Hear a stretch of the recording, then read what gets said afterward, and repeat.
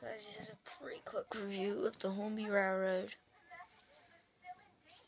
double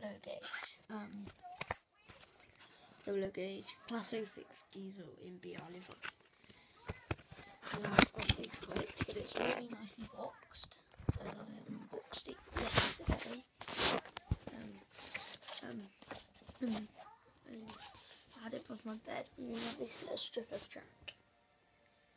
Yeah, just because it's such nice, and I've been waiting weeks to get the money for it, so it'll be good. So tell me in the description what these are for, if you have wondered what these are for. But just pull it out carefully. Oh, there's a little pokey hole.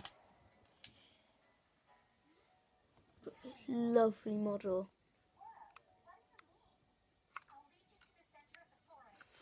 It's a lovely little model.